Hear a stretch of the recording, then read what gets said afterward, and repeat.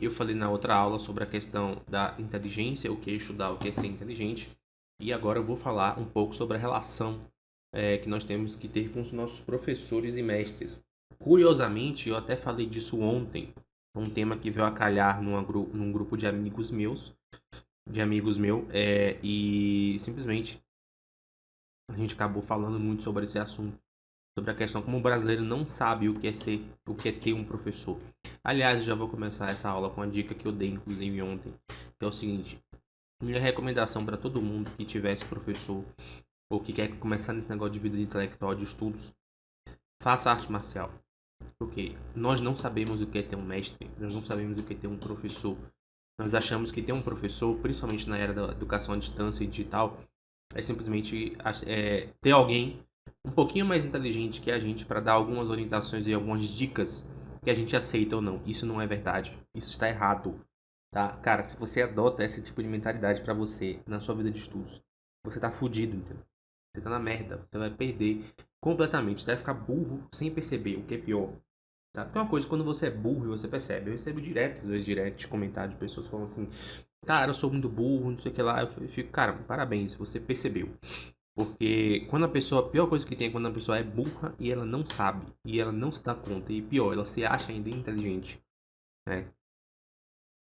E esse é o maior perigo que pode haver aqui, tá?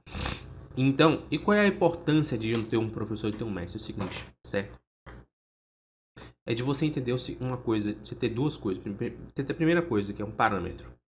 Você tem alguém que você pode se referenciar, que você pode olhar e dizer, olha, eu quero chegar no nível dessa pessoa, tá? Essa pessoa tem um conhecimento, uma quantidade de sabedoria, em alguma medida que ela não é igual a que eu tenho hoje.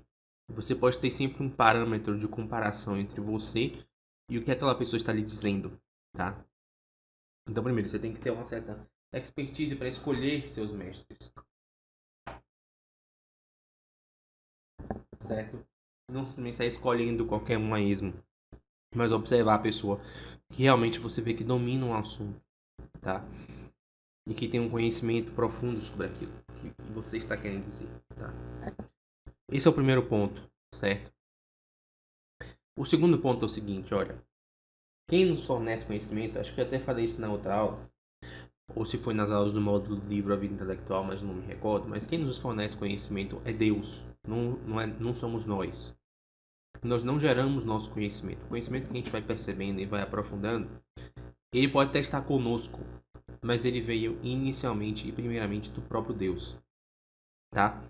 Só que é a mesma coisa, da mesma forma como a graça não é dada diretamente por Deus, ou seja, Deus não vem até você unicamente, ele precisa de intermediadores, ele usa intermediadores.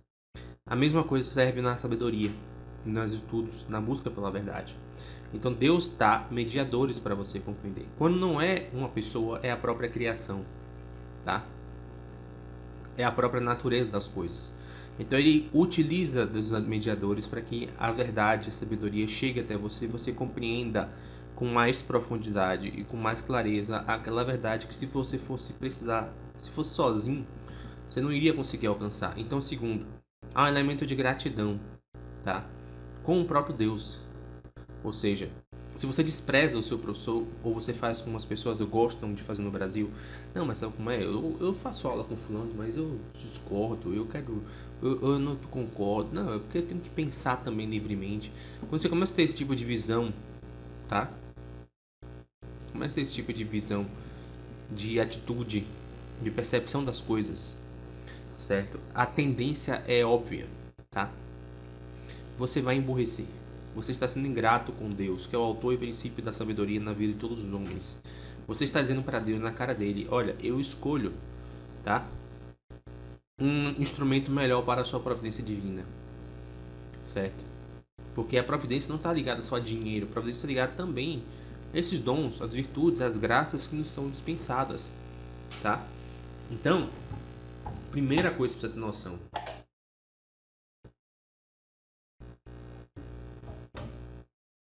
é escolher bem um professor, um mestre, uma pessoa que possa lhe orientar e seguir, tá? E por que eu falei da arte marcial no começo? Porque, velho, se você vai fazer isso na arte marcial, vai pro seu professor de jiu-jitsu, vai pro seu professor de kung fu, de boxe, tá? E chega lá, professor, eu discordo desse movimento aqui, ou desse golpe aqui, entendeu? Eu acho que o senhor está errado com isso. Se ele for um bom mestre, você não sai de lá sem um olho roxo. Sem você tomar uma porrada para aprender, entendeu? Tá? Principalmente se você for novato. Como nesse âmbito de vida intelectual e vida de estudos, a maior parte de vocês são novatos. Estão começando agora. Então você começou agora, meu filho. Você já quer ensinar fulano, a ciclana, B, C, D, E. Você está maluco, tá? Então, esse é o primeiro ponto. Você perde esse é outro ponto. Você perde o referencial de quem você é, qual a sua posição no cosmos, qual a sua real inteligência, tá?